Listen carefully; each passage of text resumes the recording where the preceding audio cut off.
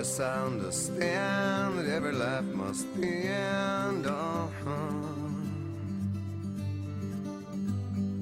As we sit alone, I know someday we must go on.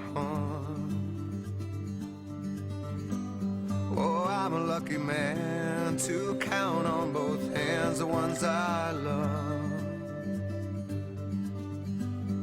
Some folks just have one, yeah, others they got none.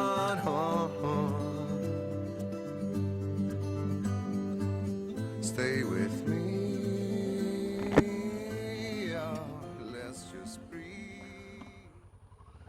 Alright, so it's Monday morning. We're leaving Anglers Rest for Omeo. Well, it's only 30k away, but that's where we camped. No, just down there. Beautiful spot. So apparently the road coming out of here is meant to be pretty good. So, give it a whirl. Very cold. Had a good sleep last night, apart from the tent being attacked by bloody possums and kangaroos getting about. Kept me up a little bit, but overall feeling refreshed. It's the last day of the trip. First couple of hours are going to be really nice riding, and then it's just going to be boring old highways all the way home. But yeah, so might get a bit of footage of these roads here, and then yeah, I'll check back in later. Oh, gravel.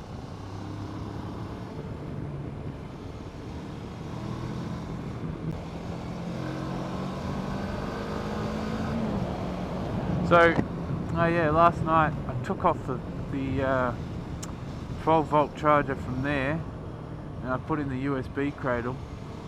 I don't have a thing to hold my phone yet, but I will get one. So that will be a lot better. I'm giving away, or not giving away, but I'm giving up using that GPS. I'll take it on trips as an emergency. Something happens to the phone, and the paper maps are no good. But yeah, no use for a 12 volt charger. I have no idea why I put that on. So as long as that stays in, should be right.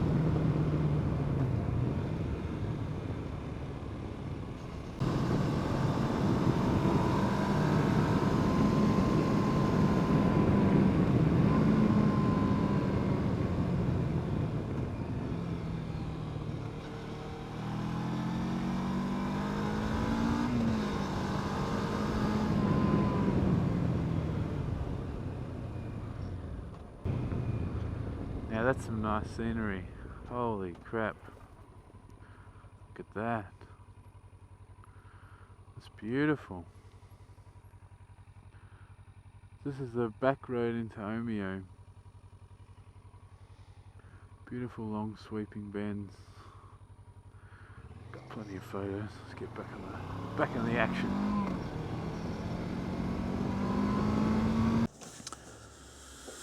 Hey guys, Ben here. So it's the end of the trip. 1,796 k's later. 5 days of riding. Fantastic trip. The longest one I've been on so far.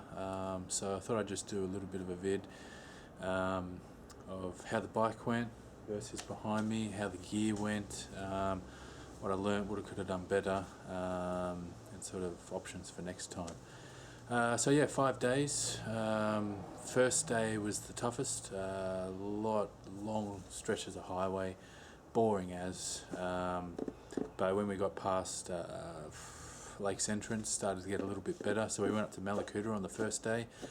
All the nights were camping, except for one in Thredbo Village, where we stayed in a little lodge thing, which was pretty good. But overall, we hit some great roads. I've got some great footage, so I'll edit that together and hopefully put together a bit of a series or something. So I'm going to do rundown of the bike. I'll go through what luggage I had, because I fiddled around a fair bit. Yeah, obviously this is well, it's the longest trip I've done, so I need a few improvements here and there.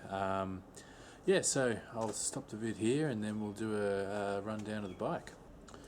So here's the bike, 1700 k's later, held up really well, no issues at all. Daily sort of thing as usual, just keeping the chain lube, checking the oil, bit of WD-40 here and there. But yeah, it was really good, held up well. As you can see, the front windscreen's pretty bugged up, it's going to need a good clean. So the setup I've got, I went with a Motocentric tank bag. Was good.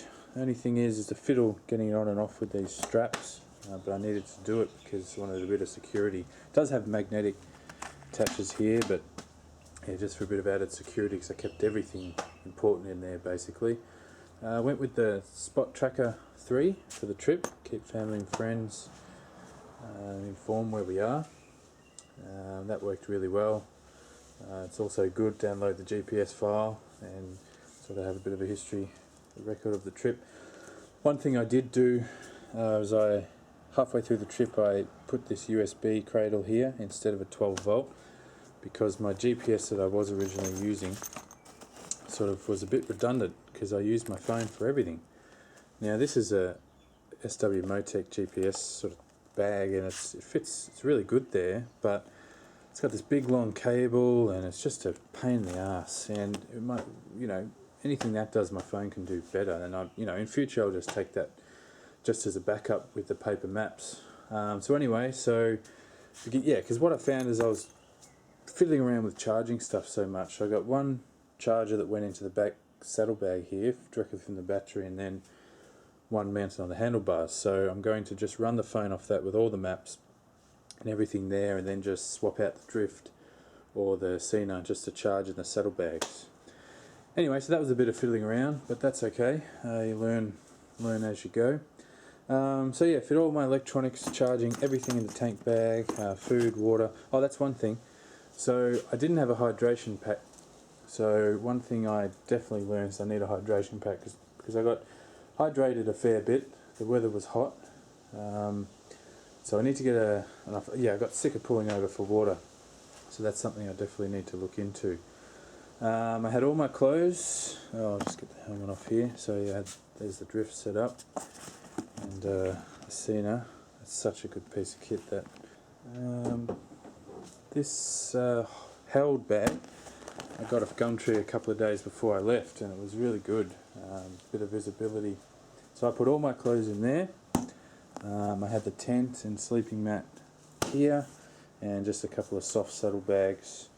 Look, it worked well. It was a bit of a fiddle, but look, I can't complain. I do have the hard luggage racks installed, but I just haven't bought the hard luggage yet.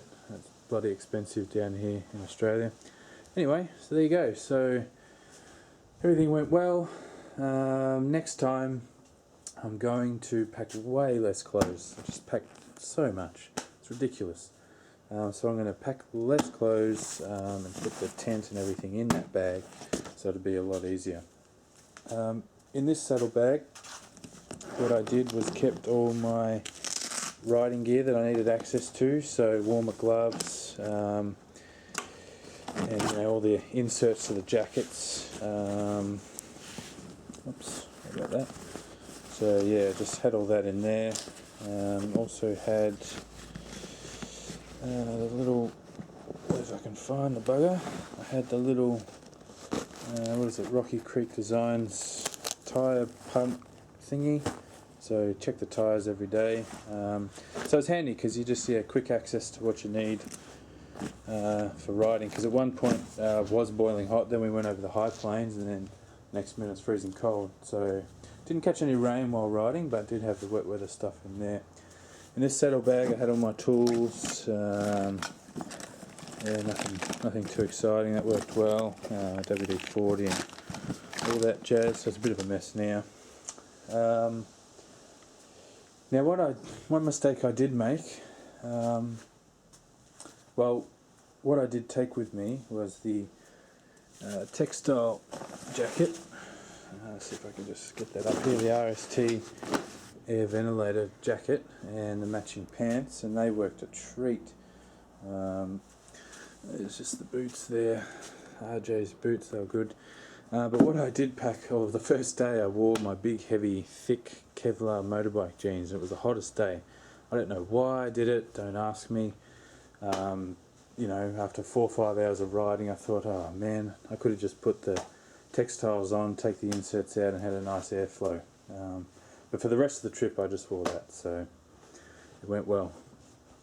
Anyway, so that's about all to report. I'll have to get editing on all the footage I have and put together a little series. So guys, there you have it. That's the rundown. I'll get the series together so you can see some of the roads.